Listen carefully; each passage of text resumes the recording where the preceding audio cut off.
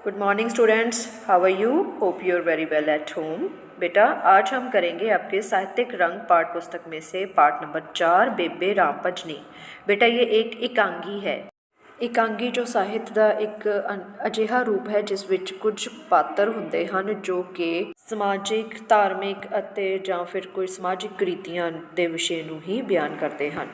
ਇਕਾਂਗੀ ਜੋ ਹੈ ਸਾਹਿਤ ਦਾ ਇੱਕ ਛੋਟਾ ਰੂਪ ਹੈ ਜਾਂ ਨਾਟਕ ਦਾ ਛੋਟਾ ਰੂਪ ਕਹਿ ਸਕਦੇ ਹਾਂ। ਇਸ ਵਿੱਚ ਇੱਕ ਦੋ ਪਾਤਰ ਹੁੰਦੇ ਹਨ ਔਰ ਇਸ ਵਿੱਚ ਇੱਕ ਹੀ ਵਿਸ਼ੇ ਬਾਰੇ ਗੱਲ ਕੀਤੀ ਜਾਂਦੀ ਹੈ ਅਤੇ ਕੁਝ ਪਾਤਰਾਂ ਦੁਆਰਾ ਇਸ ਨੂੰ ਨਿਭਾਇਆ ਜਾਂਦਾ है। आज हम इकांगी का सार ही पढ़ेंगे। भूमिका ईश्वर चंद्र नंदा, इसके राइटर हैं ईश्वर चंद्र नंदा। दा इकांगी बेबे राम भजनी समाजिक कुरीतियां नूं बयान करन वाला सफल किरत मन्नी जाती है। इस इकांगी नूं अनेक वार मंच राही दर्शकों के सन्मुख पेश किया जा चुकिया है। संसार तो उपराम इकांगी विच बेबे राम भजनी एक मुख पात्र है। इस विच जिस दा इक्को एक पुत्र बचपन विच ही मर गया सी। इस संसार तो उपराम हो चुकी है, भाव के संसार तो दी मोह माया नूं छड़ चुकी है। उसका पति शराबी ते जुए का आदी सी। वो घर नूं आर्थिक तौर पर पूरी तरह उजाड़ रहा है। इसे निराशा की वजह कारण उसनूं उदासीनता ते भगती भाव पैदा हो जाते हैं। वो अपने सामने मूर्तियां रख के पूजा करती है। अपनी गुआंढण नूं दसदी है कि वो सब तो उपराम हो चुकी है, भाव के उग चुकी है। बाकी दी रहिंदी जिंदगी तीर्थां ते गुजारना चाहती है। घर विच जो कुछ भी है हथीं दान कर देना चाहती है, क्योंकि पिछों संभालण वाला कोई नहीं है।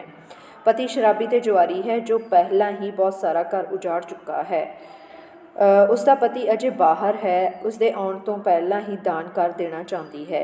इत्थे बेबे राम भजनी एक प्रकार नाल अपने पति तो डरदी भी है। गुआंढण भी उस दी हाँ च हाँ रलाउंदी है ते राम भजनी नूं कहण ते एक पांदे जां एक किसी साधु नूं लिआउण लई चली जाती है। तो इस विच ये दस्सिया गया है कि वो इस संसार की मोह माया तो उग चुकी है, वो छड़ देना चाहती है अते अपना सारा कुछ दान दे देना चाहती है। उसका पति जो है बहुत शराबी है और जिसने पूरा घर उजाड़ दिता है। तो वो एक अपने नाल गुआंढण नूं बैठी ये सारियां गल्लां दसदी है अते वो कहती है कि किसी साधु जां पंडित नूं लिआउण लई कहती है। अपने आप नाल वार्ता, भाव के अपने आप नाल गल्लां करनियां। गुआंढण दे जाण तो बाद वो एक संदूक लिया के उस विचों कपड़े बाहर कढ के रखी जाती है अते अपने आप नूं कहती है कि वो फुलकारियां उसदे किसी काम नहीं, क्योंकि उसकी कोई नोह धी हंडाउण वाली नहीं। रेशमी कुर्ता प्रेमो गुआंढण दी नोह नूं देण दा मन बनाउंदी है। ठीक है, वो अपने आप नाल गल्लां करदी है तो कहती है कि मेरी तो कोई नोह धी भी नहीं है, तो मैं ये जो रेशमी कुर्ता प्रेमो गुआंढण दी नोह नूं देण दा मन बनाउंदी है। साधु दा आना, जदों साधु घर विच आउंदा है तो बेबे दी बड़ी सिफत करता है। पिछले जन्मां दी गल करदिआं वो बेबे राम भजनी नूं ऐसे चक्रां विच पाउंदा है कि बेबे राम भजनी दुशाला गड़वा वालियां दे दिंदी है, पर उसके जाण तो बाद दुखी भी हुंदी है। फिर अपने मन भटकदे मन नूं समझा के दान पुण्य करके दुनिया त्यागण दे राह उत्ते लै आउंदी है। पांदे दे घरे आउणा, गुआंढण ते पांदा उस दे घर आउंदे हन। ਉਹ आदर ਲਈ चिट्टी चादर ते पांदे नूं बिठाउंदी है। अपने पति दे बारे दसदी है जो शराबी ते जुआरी है। बच्चे दी बचपन विच ही मौत बारे दसदी है कि इस सब नाल उसका मन उचाट हो गया है। वो अपना समुचा घर मानस देना चाहती है, भाव के दे देना चाहती है किसी नूं, पर पति का भी डर भी है।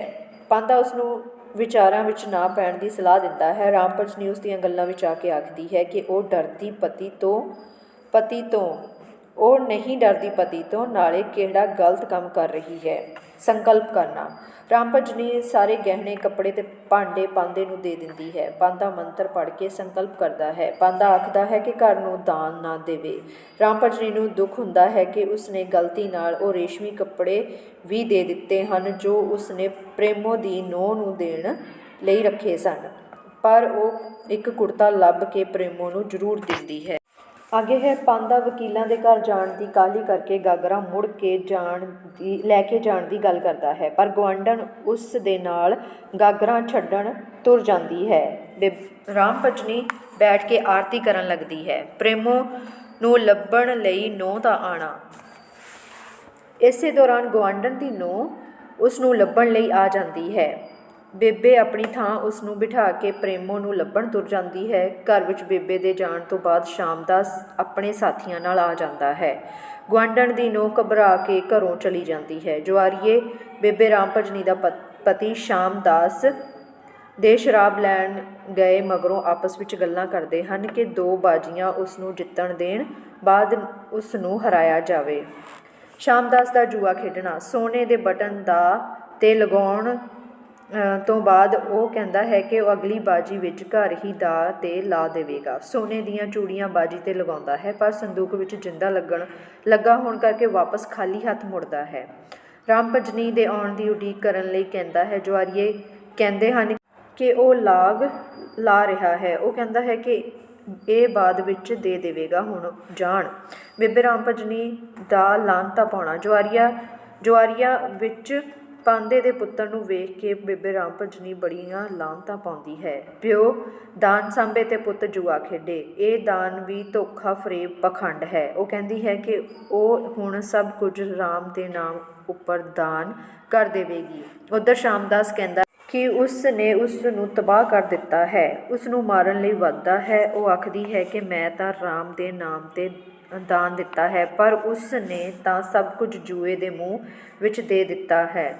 ਉਸ ਨੂੰ ਆਪਣੀਆਂ ਅੱਖਾਂ ਤੋਂ ਦੂਰ ਹੋ ਜਾਣ ਦੀ ਗੱਲ ਕਹਿੰਦਾ ਹੈ। ਸ਼ਾਮ ਉਸ ਨੂੰ ਮਾਰਨ ਲਈ ਦੌੜਦਾ ਹੈ। ਰਾਮ ਭਜਨੀ ਰਾਮ ਰਾਮ ਆਖਦੀ ਘਰੋਂ ਨਿਕਲ ਜਾਂਦੀ ਹੈ। ਸ਼ਾਮਦਾਸ ਵੀ ਹਾਏ ਮੇਰੇ ਰਾਮ ਕਰਦਾ ਘਰੋਂ ਨਿਕਲ ਜਾਂਦਾ ਹੈ। ਵਿਸ਼ੇਸ਼ ਟਿੱਪਣੀ। ਬੇਬੇ ਰਾਮ ਭਜਨੀ ਇਕਾਂਗੀ ਵਿੱਚ ਇਕਾਂਗੀਕਾਰ ਨੇ ਸਮਾਜ ਵਿਚਲੀਆਂ ਕੁਰੀਤੀਆਂ ਜਿਵੇਂ ਵਹਿਮ ਭਰਮ, ਧਾਰਮਿਕ ਪਖੰਡ, ਜੂਆ ਤੇ ਸ਼ਰਾਬ ਵਰਗੀਆਂ ਸਮਾਜਿਕ ਬੁਰਾਈਆਂ ਉੱਪਰ ਵਿਅੰਗ ਕੱਸਿਆ ਹੈ। ਮਨੁੱਖ ਧਾਰਮਿਕ ਕਰਮ ਕਾਂਡਾਂ ਰਾਹੀਂ ਆਪਣੇ ਜੀਵਨ ਨੂੰ ਸ਼ੁੱਧ ਹੋਇਆ ਮੰਨੀ ਬੈਠਾ ਹੈ। ਨੇਕ ਤੇ ਚੰਗੇ ਕੰਮ ਉਹ ਕੇਵਲ ਪੁੰਨ ਦਾਨ ਕਰਨ ਨੂੰ ਹੀ ਮੰਨੀ ਚਲੀ ਜਾ ਰਿਹਾ ਹੈ। ਸਾਧੂ ਤੇ ਪਾਂਦੇ ਵਰਗੇ ਧਾਰਮਿਕ ਵਿਖਾਈ ਦਿੰਦੇ ਪੁਰਖ ਅਸਲ ਵਿੱਚ ਸੰਤ ਦੇ ਰੂਪ ਵਿੱਚ ਅਸੰਤ ਹਨ, ਜੋ ਬੇਬੇ ਰਾਮ ਭਜਨੀ ਵਰਗੀਆਂ ਔਰਤਾਂ ਦੇ ਭੋਲੇਪਣ ਨੂੰ ਆਪਣੀ ਜਿੱਤ ਬਣਾ ਕੇ ਠੱਗਦੇ ਰਹੇ ਹਨ। ਤੇ ਜੇ ਅਜੇ ਵੀ ਮਨੁੱਖਾਂ ਨੂੰ ਅੰਦਰ ਸੋਝੀ ਨਾ ਆਈ ਤਾਂ ਉਹ ਠੱਗਦੇ ਰਹਿਣਗੇ। आगे हम पढ़ेंगे बड़े उत्तरां वाले वर्णात्मक क्वेश्चन। हेठ दिखे प्रश्नों ਨੂੰ 40 ਤੋਂ 50 शब्दों ਵਿੱਚ ਦਿਓ। प्रश्न नंबर 1 है, मैं हर पास्यों लुटिया गया ओए मैं की करा। ये कौन ते क्यों बोलता है? अपने शब्दों ਨੂੰ 40 ਤੋਂ 50 ਵਿੱਚ ਲਿਖੋ। ਇਸ ਦਾ ਉੱਤਰ ਹੈ, ਇਹ ਸ਼ਬਦ ਇਕਾਂਗੀ ਵਿੱਚ ਰਾਮ ਭਜਨੀ ਦੇ ਪਤੀ ਸ਼ਾਮਦਾਸ ਉਦੋਂ ਬੋਲਦਾ ਹੈ ਜਦੋਂ ਉਸ ਨੂੰ ਇਹ ਪਤਾ ਲੱਗਦਾ ਹੈ ਕਿ ਰਾਮ ਭਜਨੀ ਨੇ ਘਰ ਦੀਆਂ ਸਾਰੀਆਂ ਵਸਤਾਂ ਦਾਨ ਪੁੰਨ ਲਈ ਦੇ ਦਿੱਤੀਆਂ ਹਨ। ਉਹ ਹਾਲ ਦੁਹਾਈ ਪਾਉਂਦਾ ਹੈ ਤੇ ਬੇਬੇ ਰਾਮ ਭਜਨੀ ਨੂੰ ਮਾਰਨ ਦੌੜਦਾ ਹੈ।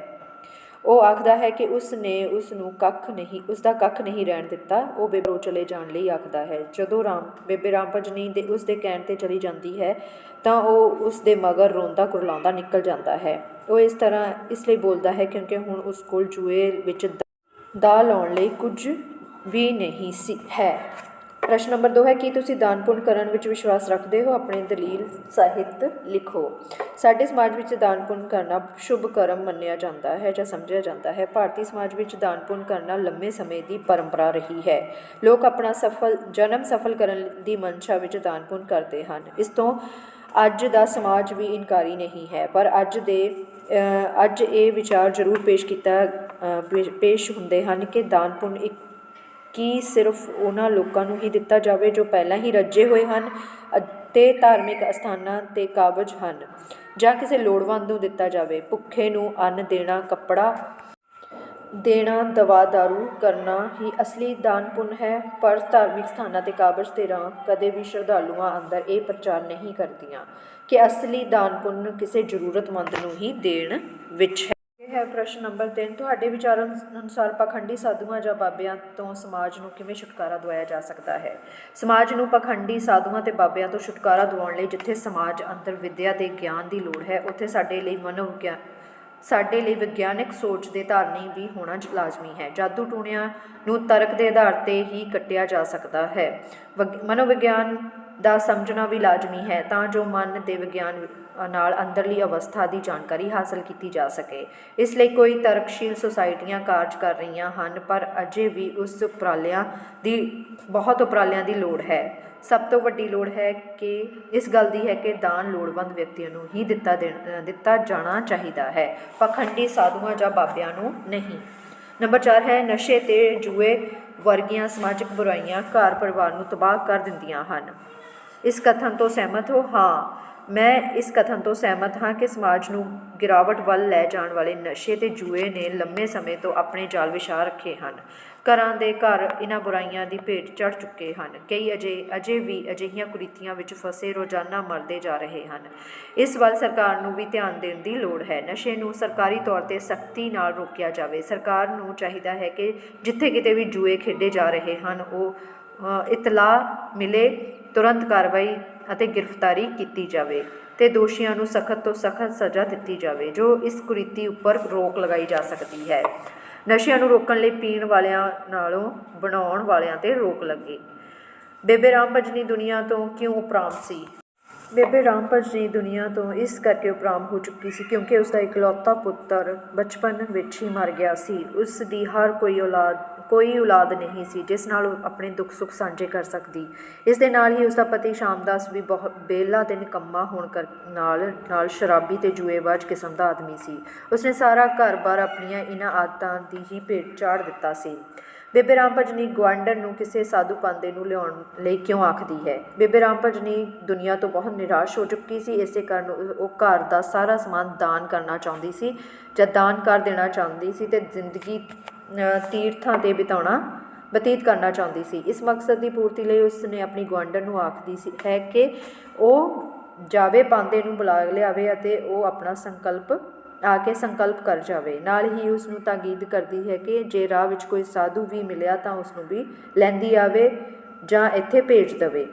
ਸ਼ਾਮਦਾਸ ਰਾਮ ਭਜਨੀ ਤੋਂ ਕਿਹੜੀ ਚੀਜ਼ ਦੀ ਮੰਗ ਕਰਦਾ ਹੈ? ਸ਼ਾਮਦਾਸ ਰਾਮ ਭਜਨੀ ਤੋਂ ਸੋਨੇ ਦੀਆਂ ਚੂੜੀਆਂ ਦੀ ਮੰਗ ਕਰਦਾ ਹੈ ਜੋ ਉਸਨੇ ਦਾਅ 'ਤੇ ਲਾ ਦਿੱਤੀਆਂ ਹੁੰਦੀਆਂ ਹਨ ਪਰ ਰਾਮ ਭਜਨੀ ਪਹਿਲਾਂ ਹੀ ਦਾਨ ਕਰ ਚੁੱਕੀ ਹੁੰਦੀ ਹੈ। ਇਸ ਤਰ੍ਹਾਂ ਚੂੜੀਆਂ ਨਾ ਮਿਲਣ ਕਰਕੇ ਬੇਬੇ ਰਾਮ ਭਜਨੀ ਨਾਲ ਲੜਦਾ ਹੈ ਅਤੇ ਉਹ ਆਪਣੇ ਦੋਸਤਾਂ ਨਾਲ ਵਾਅਦਾ ਕਰਦਾ ਹੈ ਕਿ ਸੋਨੇ ਦੀਆਂ ਚੂੜੀਆਂ ਜ਼ਰੂਰ ਦੇ ਦੇਵੇਗਾ। ਰਾਮ ਭਜਨੀ ਨੇ ਪਾਂਦੇ ਨੂੰ ਦਾਨ ਵਿੱਚ ਕੀ ਕੁਝ ਦਿੱਤਾ ਅਤੇ ਪਾਂਦੇ ਨੇ ਕੀ ਕਿਹਾ? ਰਾਮ ਭਜਨੀ ਨੇ ਪਾਂਦੇ ਨੂੰ ਦਾਨ ਵਿੱਚ ਸਭ ਕੁਝ 2 ਗਾਗਰਾਂ ਦਿੱਤੀਆਂ ਤਾਂ ਪਾਂਦਾ ਮੰਤਰ ਪੜ੍ਹ ਕੇ ਉਸ ਨੂੰ ਪੁੱਛਦਾ ਹੈ ਕਿ ਉਸ ਨੇ ਹੋਰ ਕੁਝ? ਉਹ ਪਾਂਦੇ ਦੇ ਪੁੱਛਣ 'ਤੇ ਉਸ ਨੂੰ ਚਾਦਰਾਂ ਦਾ ਜੋੜਾ ਅਤੇ 2 ਰੇਸ਼ਮੀ ਕੁੜਤੇ ਫੜਾਉਂਦੀ ਹੈ ਅਤੇ ਉਹ ਉਸ ਕੋਲੋਂ ਲੈ ਲੈਂਦਾ ਹੈ। ਇਸ ਤਰ੍ਹਾਂ ਇਹ ਸਭ ਕੁਝ ਦੇ ਕੇ ਉਹ ਆਪਣੇ ਗਹਿਣਿਆਂ ਦਾ ਡੱਬਾ ਵੀ ਦਿੰਦੀ ਹੈ। ਪਾਂਦਾ ਉਸ ਨੂੰ ਬੀਬੀ ਧੰਨ ਜਿਗਰਾ ਕਹਿ ਕੇ ਉਸ ਦੀ ਪ੍ਰਸ਼ੰਸਾ ਕਰਦਾ ਹੈ। ਨੰਬਰ 9 ਹੈ ਰੇਸ਼ਮੀ ਕੁੜਤੇ ਬੇਬੇ ਗਲਤੀ ਨਾਲ ਕਿਸ ਨੂੰ ਦੇ ਦਿੰਦੀ ਹੈ? ਬੇਬੇ ਰਾਮ ਭਜਨੀ ਆਪਣੇ ਸਾਰੇ ਕੱਪੜੇ ਗਹਿਣੇ ਅਤੇ ਬਰਤਨ ਦਾਨ ਕਰ ਦੇਣ ਦੀ ਇੱਛਾ ਰੱਖਦੀ ਹੈ। ਗੁਆਂਢਣ ਦੇ ਜਾਣ ਪਿੱਛੋਂ ਉਹ ਸੰਦੂਕ ਵਿੱਚੋਂ ਸਮਾਨ ਕੱਢਦੀ ਹੈ ਅਤੇ ਆਪਣੇ ਆਪ ਨਾਲ ਗੱਲਾਂ ਕਰਦੀ ਹੈ ਕਿ ਰੇਸ਼ਮੀ ਕੁੜਤੇ ਉਹ ਗੁਆਂਢਣ ਦੀ ਨੂੰਹ ਨੂੰ ਦੇ ਦੇਵੇਗੀ ਪਰ ਗਲਤੀ ਨਾਲ ਉਹ ਇਹ ਕੁੜਤਾ ਪਾਂਦੇ ਨੂੰ ਦੇ ਦਿੰਦੀ ਹੈ। ਬਾਅਦ ਵਿੱਚ ਉਹ ਗੁਆਂਢਣ ਦੀ ਨੂੰਹ ਨੂੰ ਕੁੜਤਾ ਦੇ ਕੇ ਆਪਣਾ ਵਚਨ ਪੂਰਾ ਕਰਦੀ ਹੈ। ਅੱਗੇ ਹੈ ਪ੍ਰਸ਼ਨ ਨੰਬਰ 10 ਸ਼ਾਮਦਾਸ ਰਾਮ ਭਜਨੀ ਨੂੰ ਕਿਉਂ ਮਾਰਨ ਲਈ ਦੌੜਦਾ ਹੈ? ਸ਼ਾਮਦਾਸ ਨੂੰ ਲੱਗਦਾ ਹੈ ਕਿ ਉਸ ਦੀ ਪਤਨੀ ਰਾਮ ਭਜਨੀ ਨੇ ਦਾਨ ਕਰਕੇ ਸਾਰਾ ਘਰ ਉਜਾੜ ਦਿੱਤਾ ਹੈ ਪਰ ਅਸਲ ਵਿੱਚ ਉਸ ਨੇ ਵੀ ਸ਼ਰਾਬ ਤੇ ਜੂਏ ਵਿੱਚ ਘਰ ਦਾ ਉਜਾੜਾ ਕੀਤਾ ਹੈ। ਜਦੋਂ ਬੇਬੇ ਰਾਮ ਭਜਨੀ ਆਪਣਾ ਸਭ ਕੁਝ ਦਾਨ ਵਿੱਚ ਦੇ ਦੇਣ ਤੋਂ ਬਾਰੇ ਦੱਸਦੀ ਹੈ ਤਾਂ ਸ਼ਾਮ ਨੂੰ ਬਹੁਤ ਗੁੱਸਾ ਆਉਂਦਾ ਹੈ। ਉਹ ਉਸ 'ਤੇ ਹੀ ਇਲਜ਼ਾਮ ਲਗਾਉਂਦਾ ਹੈ ਕਿ ਘਰ ਨੂੰ ਉਸਨੇ ਉਜਾੜਿਆ ਹੈ। ਉਹ ਗੁੱਸੇ ਵਿੱਚ ਰਾਮ ਭਜਨੀ ਦੇ ਮਾਰਨ ਦੌੜਦਾ ਹੈ। ਇਕਾਂਗੀ ਦੇ ਵਿਸ਼ੇ ਵਸਤੂ 'ਤੇ ਵਿਚਾਰ ਕਰੋ ਜਾਂ ਬੇਬੇ ਰਾਮ ਭਜਨੀ ਇਕਾਂਗੀ ਰਾਹੀਂ ਇਕਾਂਗੀਕਾਰ ਕੀ ਕਹਿਣਾ ਚਾਹੁੰਦਾ ਹੈ ਆਪਣੇ ਵਿਚਾਰ ਪੇਸ਼ ਕਰੋ। ਪ੍ਰੋਫੈਸਰ ਈਸ਼ਵਰ ਚੰਦਰ ਨੰਦਾ ਦੁਆਰਾ ਰਚਿਤ ਇਕਾਂਗੀ ਬੇਬੇ ਰਾਮ ਭਜਨੀ ਵਿੱਚ ਇੱਕ ਪਾਸੇ ਤਾਂ ਦਾਨ ਪੁੰਨ ਨਾਲ ਜੁੜੇ ਵਹਿਮਾਂ ਰਾਹੀਂ ਸਵਾਰਥ ਪੂਰਾ ਕਰਨ ਵਾਲੇ ਲੋਕ ਪਾਂਦੇ ਅਤੇ ਸਾਧੂ ਜਿਹੇ ਬਾਜ਼ ਖੁੱਲ੍ਹੇ ਗਏ ਹਨ। ਦੂਜੇ ਪਾਸੇ ਸ਼ਰਾਬ ਅਤੇ ਜੂਏਬਾਜ਼ੀ ਵਰਗੀਆਂ ਸਮਾਜਿਕ ਬੁਰਾਈਆਂ 'ਤੇ ਵੀ ਰੌਸ਼ਨੀ ਪਾਈ ਗਈ ਹੈ। ਦਾਨ ਪੁੰਨ ਦੇ ਵਿਸ਼ਵਾਸੀ ਅਕਸਰ ਕਿਸੇ ਡਰ ਦਿਖਾਵੇ ਸਵਾਰਥ ਅਤੇ ਅਗਿਆਨਤਾ ਜਾਂ ਵਹਿਮ ਕਾਰਨ ਪਾਖੰਡੀ ਸਾਧਾ ਸੰਤਾਂ ਦੀ ਸ਼ਰਨ ਵਿੱਚ ਪੈ ਕੇ ਆਪਣਾ ਸਭ ਕੁਝ ਗੁਆ ਬੈਠਦੇ ਹਨ। ਦੂਜੇ ਪਾਸੇ ਆਪਣੇ ਆਪ ਨੂੰ ਧਰਮ ਦੇ ਰਖਵਾਲੇ ਦੱਸਣ ਵਾਲੇ ਸਾਧ ਸੰਤ ਅਤੇ ਪੰਡਤ ਆਪਣੀਆਂ ਪਾਖੰਡੀ ਰਸਮਾਂ ਦੇ ਸਹਾਰੇ ਕਮਜ਼ੋਰ ਵਹਿਮੀ ਇਨਸਾਨਾਂ ਰਾਹੀਂ ਆਪਣਾ ਢਿੱਡ ਭਰਦੇ ਹਨ। ਨਾਲ ਹੀ ਲੇਖਕ ਨੇ ਇਹ ਦੱਸਣ ਦਾ ਯਤਨ ਕੀਤਾ ਹੈ ਕਿ ਕਿਸ ਤਰ੍ਹਾਂ ਸ਼ਰਾਬੀ ਅਤੇ ਜੁਆਰੀ ਕਿਸਮ ਦੇ ਲੋਕ ਆਪਣਾ ਘਰ ਉਜਾੜ ਬੈਠਦੇ ਹਨ। इसका विषय वस्तु बेटा इम्पॉर्टेंट है, ये आपने ध्यान से करना है। आगे है बेबे राम भजनी इकांगी के मुख्य पात्र। बेबे राम भजनी इकांगी का मुख्य पात्र है, इसके बारे आ सकता है पेपर में। बेबे राम भजनी इकांगी प्रोफैसर ईश्वर चंद्र नंदा की लिखी हुई है। इस कहानी एक सारी कहानी बेबे राम भजनी के आले दुआले घूमती हुई है। समाज विचलियां बुराइयां बारे चानना कराउंदी है। इकांगी विच बेबे राम भजनी दे चरित्र विचले गुण साडे सामने आउंदे हन। नंबर 1 है मुख पात्र। बेबे राम भजनी इकांगी ਦੀ ਮੁੱਖ ਪਾਤਰ ਹੈ। ਉਹ ਅਧਖੜ ਉਮਰ ਦੀ ਔਰਤ ਹੈ ਜੋ ਧਾਰਮਿਕ ਵਿਚਾਰਾਂ ਵਾਲੀ ਤੇ ਪੂਜਾ ਪਾਠ ਵਿੱਚ ਯਕੀਨ ਰੱਖਣ ਵਾਲੀ ਇਸਤਰੀ ਹੈ। ਉਹ ਹਰ ਵਕਤ ਰਾਮ ਨਾਮ ਦਾ ਜਾਪ ਕਰਦੀ ਰਹਿੰਦੀ ਹੈ। ਨੰਬਰ 2 ਹੈ ਦਾਨ ਪੁੰਨ ਵਿੱਚ ਵਿਸ਼ਵਾਸ ਰੱਖਣ ਵਾਲੀ। ਬੇਬੇ ਰਾਮ ਭਜਨੀ ਦਾਨ ਪੁੰਨ ਕਰਕੇ ਪੁੰਨ ਖੱਟਣ ਵਿੱਚ ਵਿਸ਼ਵਾਸ ਰੱਖਦੀ ਹੈ। ਉਹ ਧਰਮ ਦੇ ਨਾਂ 'ਤੇ ਪਾਂਦੇ ਜਿਹੀਆਂ ਲਾਲਚੀਆਂ ਨੂੰ ਦਾਨ ਵਿੱਚ ਆਪਣੇ ਕੀਮਤੀ ਗਹਿਣੇ ਕੱਪੜੇ ਤੇ ਭਾਂਡੇ ਵੀ ਦੇ ਦਿੰਦੀ ਹੈ।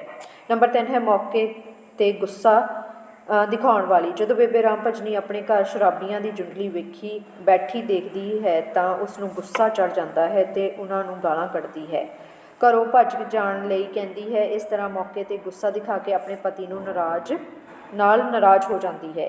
ਇਸ ਤਰ੍ਹਾਂ ਉਪਰੋਕਤ ਚਰਚਾ ਤੋਂ ਅਸੀਂ ਕਹਿ ਸਕਦੇ ਹਨ ਕਿ ਬੇਬੇ ਰਾਮ ਭਜਨੀ ਦੇ ਚਰਿੱਤਰ ਵਿਚਲੇ ਇਹਨਾਂ ਗੁਣਾਂ ਕਰਕੇ ਇਕਾਂਗੀ ਰੌਚਕ ਅਤੇ ਸਿੱਖਿਆਦਾਇਕ ਬਣ ਜਾਂਦੀ ਹੈ।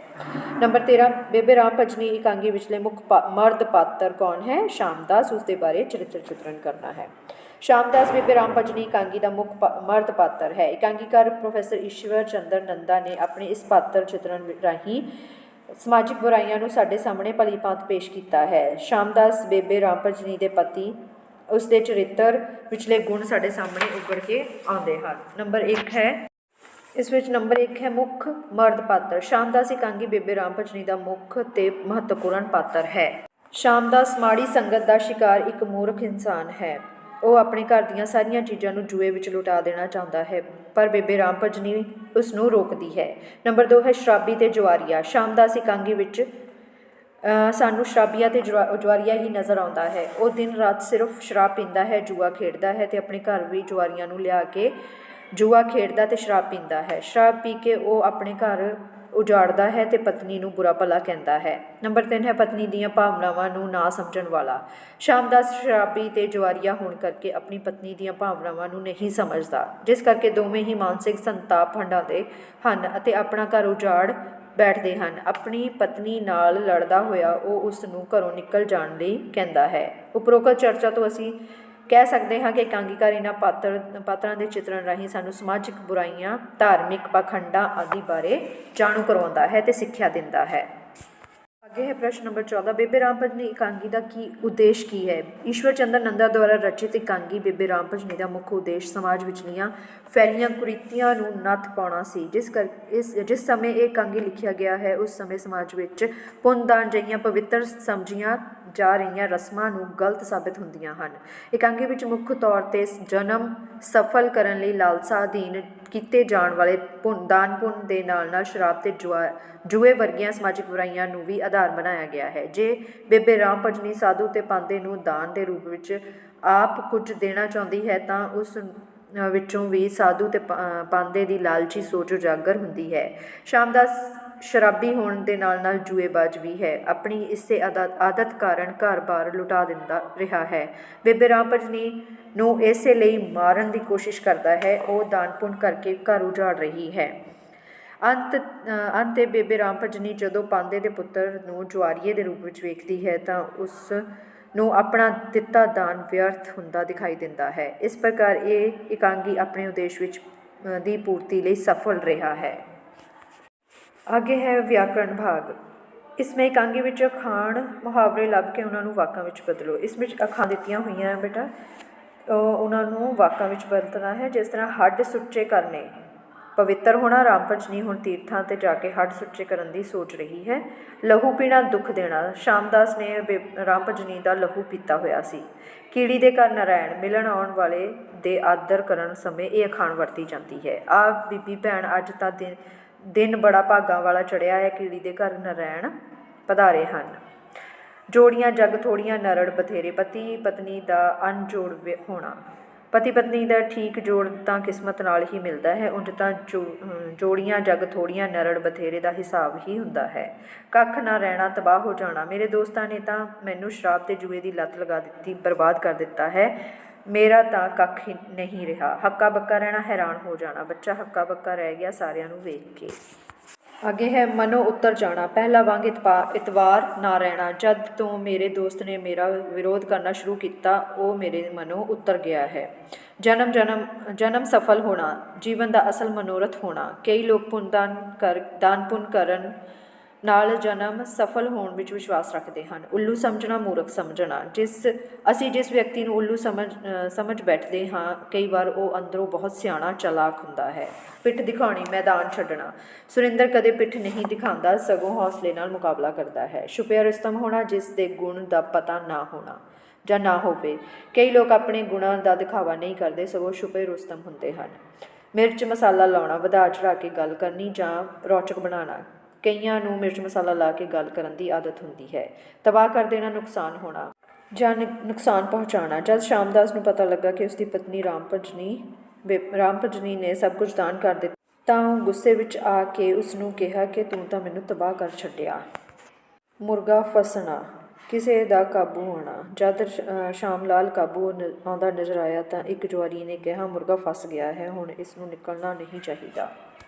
आगे है बेटा ये जो आपने विस्मिक चिन्ह लभने हैं और जोड़े बनाने हैं ये आपने खुद करना है। इसके साथ ही ये चैप्टर आपका जो बेबे राम भजनी है एकांगी प्रोफेसर IC नंदा की ये आपका चैप्टर कंप्लीट है। ठीक है, ओके, टेक केयर।